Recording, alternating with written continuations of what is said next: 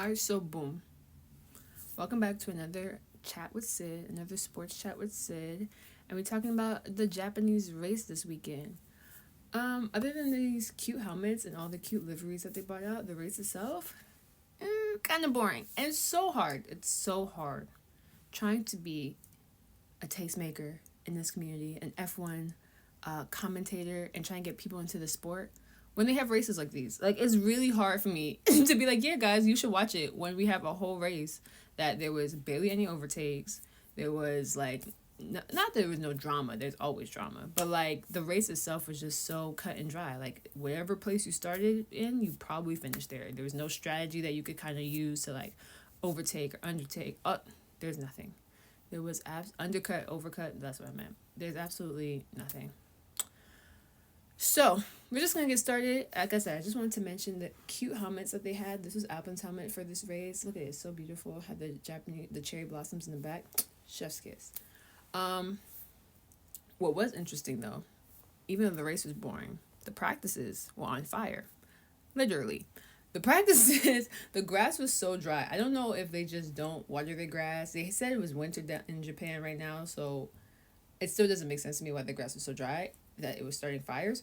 But basically, anytime like a spark would come from the bottom of the cars and would hit the grass, blaze. Like, it was literally going on fire, and then it was windy as well. So then the winds would like, make the fire spread, of course. And they had red flags left, right, and center during the practices. So that was kind of the one interesting thing. Now we get into qualifying. So going into this week, the whole news was Yuki replacing Lawson, right? Yuki being in the Red Bull car, knowing how difficult that Red Bull car is to drive. Like, there's literally been 5 different drivers have been next to Max Verstappen trying to drive that car. And so the one good thing is that Yuki made it out of Q3, right? That was something Liam was not able to do in those first 2 races. Again, he didn't really have enough time, but still. So he made it out of Q3. He got into Q2.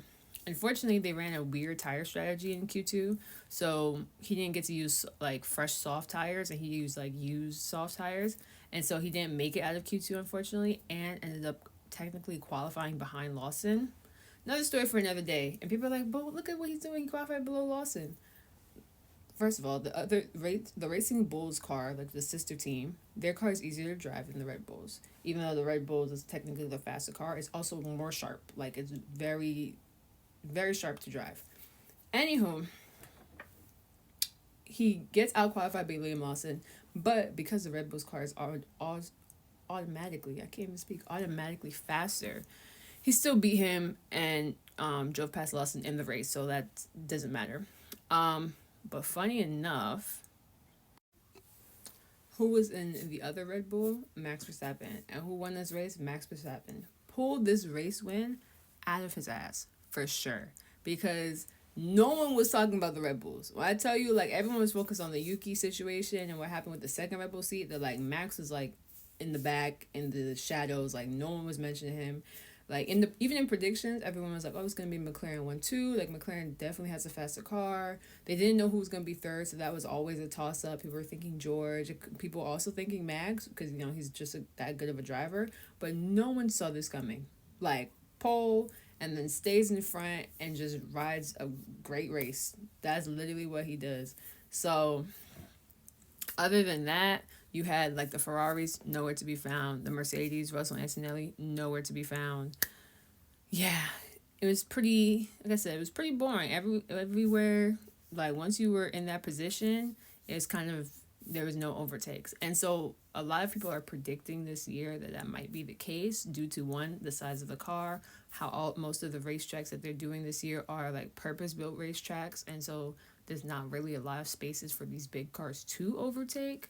It's a whole thing. So this might be what they call a qualifying year, meaning that like what you do in qualifying is what really matters and not what you do on the race day on Sunday.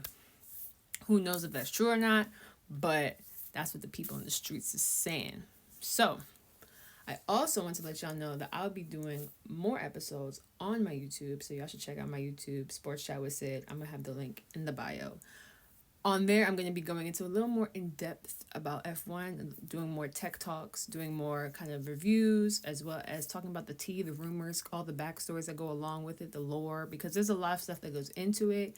even though these races could sometimes seem a little dry. That's a good word for this weekend, very dry.